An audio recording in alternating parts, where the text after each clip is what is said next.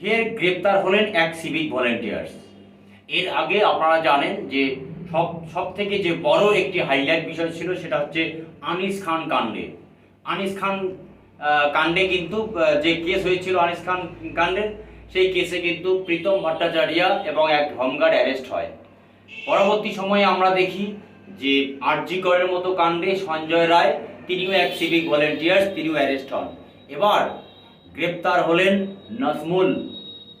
তিনি উত্তর দিনাজপুরের এবং দক্ষিণ দিনাজপুর তার সঙ্গে লাগোয়া ইসলামপুর থানার এলাকার তিনি এক সিভিক ভলেন্টিয়ার্সে কর্মরত।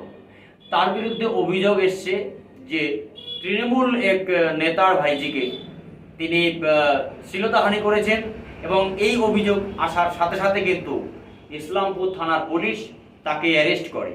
যদিও ইসলামপুর থানার পুলিশ জানিয়েছে যে যাকে অ্যারেস্ট করা হয়েছে, যেই ঘটনায় অ্যারেস্ট করা হয়েছে সেটা কিন্তু 10 দিন আগের ঘটনা। কিন্তু পুলিশ এখন জানার চেষ্টা করছে যে 10 দিন আগের যে ঘটনা, সেই এত লেটে সেই অভিযোগ কেন আসলো, এই নিয়ে কিন্তু পুলিশ তদন্ত শুরু করেছে। কিন্তু একবার প্রশ্নটা হচ্ছে যে পরিমাণে সিভিক ভলেন্টিয়ারদের একটার পর একটা, সেই আনিস খান কাণ্ড হোক, আরজি কর কাণ্ড হোক, এবং তৃণমূল নেতার ভাইজিকে শ্লীলতাহানির অভিযোগ হোক, একটার পর একটা কিন্তু সিভিক ভলেন্টিয়ার্স অ্যারেস্ট হচ্ছে এবং তাদের কিন্তু চাকরি চলে যাচ্ছে। এখন প্রশ্ন হচ্ছে যে সেই কন্ট্রাকচুয়াল যে চাকরিতে যারা কর্মরত, সেই সিভিক ভলেন্টিয়ার্সদের আগামীতে ভবিষ্যৎ কোথায় দাঁড়াবে, সেটা কিন্তু একটা যেমন বড় প্রশ্নের বিষয়।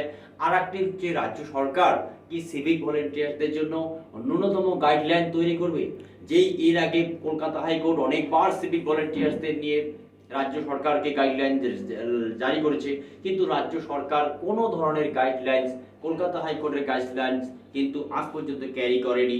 সিভিক ভলেন্টিয়ার্সদের নিয়ে যে অর্ডার দিয়েছিল মহামান্য কলকাতা হাইকোর্ট, তাতে কিন্তু আজ পর্যন্ত কোনো কিছু লাগু হয়নি।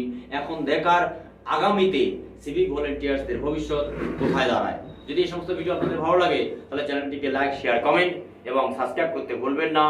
ইজাজত দিজিয়ে, আজ ইতনা ही।